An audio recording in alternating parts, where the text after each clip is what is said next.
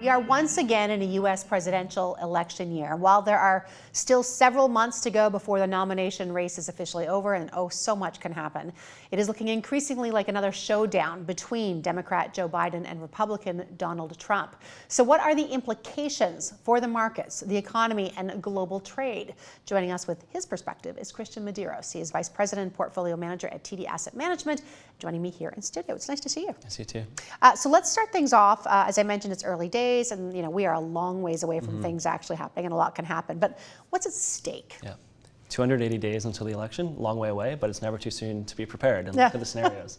And so there's more at stake than just the White House. Obviously a very big election, but also there's House election and also Senate as well. So Congress is always up for election during the presidential election. Yeah. Why that's interesting is both of them have razor-thin majorities at the moment. So the House, all of the seats are up for election. It could easily flip with whoever wins the top of the ballot. And then when we look at the Senate, only a third of the Senate's up for election every single time. And when we look at the Senate map for this election, it really heavily favors the Republicans. So it's very likely that it could flip the Republicans' way. So what that means is that there's two likely scenarios. One in which Biden quite likely has a divided government with Democratic House, Republican Senate, so a flip.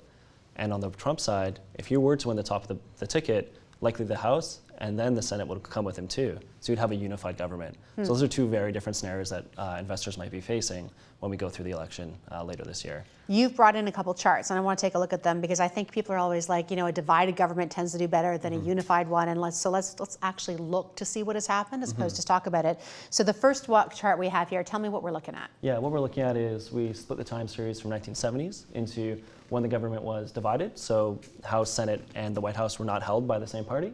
That's in purple. Then trifecta is when all three bodies of government, if you will, are held by the same party. And what we see is that the returns are actually pretty similar. Divided government may be slightly better than trifecta, but it's quite similar. And I think that dispels the common investor notion that divided government's definitely better because the politicians and policy don't get in the way of the market. But we see historically it's a bit of a wash. Yeah. There's a 1% difference, but really, to your point, it doesn't seem to really matter, and so much matters in terms of what's actually happening in the economy at that time. You have another chart here. Let's take a look at this one. Yeah, another really common heuristic among investors is believing that Republicans are inherently better for business, inherently better for markets and the economy. And we look at S&P 500 returns in Republican presidential years in red versus Democratic presidential years in blue. We really see that Republicans actually outperform Republican presidents. And this is a bit of a data mining exercise. By a significant margin, too. Significant margin, yeah. And this isn't always going to be the case. There's a lot of other things going on. But this is just to show that, hey, we should really focus more on what's the balance of power in Washington, what's possible, and what are the policies that they might implement. And that will give us a better sense of what's going to happen in markets. Okay, so thank you for dispelling the myths. Let's talk about those policies, as you just said, that matter. So President Biden has had some, I would say, significant policy achievements. What do you think would a second term with President Biden might look like? Yeah, so if he had a second term, he's likely to continue on his Build Back Better kind of agenda that he ran on in 2020. So with that, he passed an Infrastructure Act.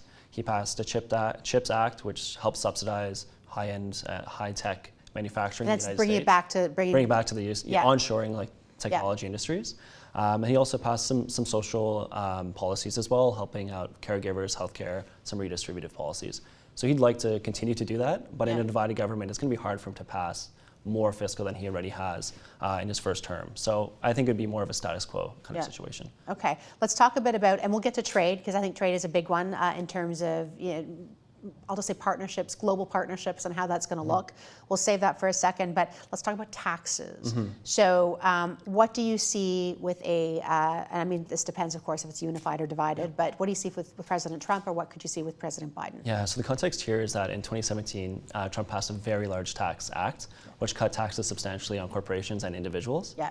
Some of those corporate tax rates, such as the headline corporate tax rate, those are permanent. It was cut down to the low 20s from the 30s. Yeah, so those are permanent, those can't really be changed. But what does come up for renewal, which would expire at the end of 2025, 2026, is the income tax acts, and also how depreciation and research and development costs are counted for corporations. Which is massive. I mean, because again, you're trying to onshore and bring companies back. This incents them to do that. Exactly. Right? So this is trillions of dollars of tax that are up for renewal. Under a Trump presidency, very likely to extend all of them and probably take them even further. Yeah. He's very in favor of cutting taxes. This was his policy to begin with. We think Biden will have to probably extend a good majority of them, but he's very sensitive to redistributive policies. He wants to increase taxes on some corporations and on richer income distribution elements in order to fund some of his ambitious fiscal policy. Yeah. So we'd imagine that under Biden you'd have a little bit less of these tax cuts extended, and under Trump you'd have a little bit more. And would it be fair to say, so as I hear you say this, it's almost though you have like a very pro-business, pro-economy under Trump, and Biden would be like that light with a bit more bifurcation, kind of trying to tax, the rich, so to speak, and redistribute. Exactly. Like if under divided government, Biden's going to have to really negotiate with Congress to see what can get extended and how much of that tax can he use to fund some of his policies under Build Back Better. If he wants to do more infrastructure or more high-tech and chips bills, he might want to use some of those tax renewals in favor of funding fiscal. Whereas under Trump, I think he's much more comfortable, especially if he has a unified government, extend all of them and maybe take them a step further as well. What about deregulation? Because I think that's something that, depending on where you sit on deregulation, some people think this is great and some people are really concerned. Yep. What could that look like under both presidencies? Yeah, so deregulation is extremely important to Trump's presidency, both in his first term and continues to be if he were to win again. And I think two areas where deregulation are focused, but really it's across all industries, would be financials and energy. So under financials, we saw that when Trump won in 2016, financials were the top performing sector right after the election. They rallied about 20% between the election date and the start of his term in January. That's because financials are a super regulated industry, so any deregulation is favorable to them. And secondly, energy. One big thing he's been saying on the campaign trail in the primaries is drill, baby, drill. He wants to really get rid of a lot of the regulation around drilling in the US, environmental regulation, et cetera, to become more energy self-sufficient in America. So I'd imagine a lot of the regulation we currently have on the energy industry would also reduce as well. And Biden does not that, I'm assuming. Yeah, Biden's would be more in favor of Status quo. regulation. I think status quo, if not a little bit more regulation. We talked taxes, we talked deregulation. Now let's talk trade, because I know this is the big one. Just at a high level, let's just start. When you look at the two candidates, what do you see the big differences are? Yeah, so for Trump, the trade agenda is first and foremost one of his most important policies, and he's much more aggressive than anything Biden is considering.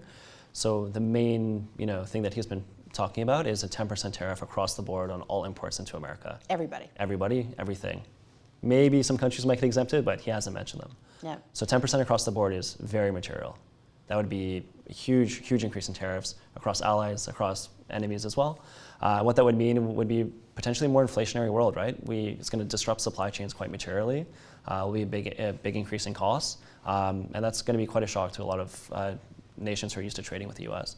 I think, and do you think this is, it's a negotiation, who knows, now we're into the world of speculation, but I wonder if it really will be a 10% across the board to everybody, or is it, that's your negotiating point to get whatever you need. We'll have to see. What about China? Because if it was complicated before, it's gotten even more complicated now. How do you see that relationship evolving? Yeah, so Trump has even more extreme policies on the China trade situation. Yeah. And what he wants to do is two things. One is end their trade status with the US, which would raise tariffs potentially into the high double-digit percentage range, extremely punitive. And within 4 years, he wants to completely remove US trade ties with China on essential goods that are key for US national security, which for him actually is quite a lot of industries. So this is a very big decoupling from China. It's also very inflationary. Very inflationary. Very material also for many US multinationals that either import from China quite aggressively or export to China. So I would say this is one of the most disruptive policies that we can expect from Trump. And look, the second half of his last presidency was so focused on trade war with China. And remember how those tweets really moved markets. We have visceral memories of that. And so there's no reason not to take him at his word. It's completely within the power of the president to enact trade policy, even without control of Congress. And with control of Congress, which he's likely to have if he wins, he could even take it a step further. So I would say that trade is probably one of the most impactful policies that he's looking to do if he were to win an election. And we've been talking about Trump and actually President Biden with China. What do you foresee happening there? Is just, again, more status quo and more escalation, though, because things have not been going super well. Yeah, so the sentiment on China in Washington is dour across party lines. Yes. So I don't expect relations with China to improve. There's clearly great power divergences, a lot of divergences in views, different divergences in priorities that are not going to be resolved no matter who's president. But I would say Biden has he's been working with China a little bit more in recent months, whereas China is going to take a more aggressive stance. And further, both of them may have divergent views on allies in the region, such as Taiwan, such as other allies. So Trump is a little bit more isolationist, where Biden is more likely to engage with those alliances. And so that's going to result in quite different ramifications for the region and how America approaches it. And one of the beneficiaries of that has been Mexico, and I assume will continue to be Mexico. Yeah, it's quite paradoxical almost, where when Trump came to power in 2016, he was extremely negative on Mexico for a lot of reasons, not just trade, but also immigration. But they've been a big beneficiary because as we've stopped trade, we've been kind of onshoring and moving away from manufacturing in China. It's been benefiting the country in America's backyard, who also is a quite attractive place to manufacture due to cost and proximity. So Mexico's been a beneficiary from that. But for Mexico, they do need to be wary that Trump is extremely punitive on immigration and extremely punitive on other issues as well. So there's a lot of cross currents to be aware of, even if you're sharing a border with the United States. Where does Canada get caught up in these cross currents? I mean, we were talking before that USMCA was architected in part by Trump and his team. One would hope that when the team comes back, that they may honor the agreement that's in place. Yeah, I would say the Trump presidency was pretty disruptive for Canada. Not only was NAFTA going to USMCA a long and messy process, but we also had pretty punitive tariffs against steel and aluminum as well. We had very acrimonious relations between Trudeau, who was the Prime Minister at the time and still is, and Trump. So I don't think the relations under Trump will be fantastic, but let's be clear, both Trump and Biden have moved to a more isolationary stance.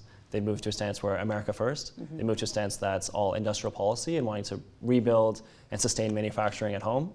And that doesn't necessarily have Canada in the mix. So Canada's gonna have to be a lot more clear-eyed in how we vouch for ourselves in our relationship with America, making sure our industries are competitive, integrating ourselves into their supply chain. And getting at the state level, having those conversations. Exactly, because even if you look at Biden's huge infrastructure plan, his CHIPS plan, those had a lot of Buy America provisions.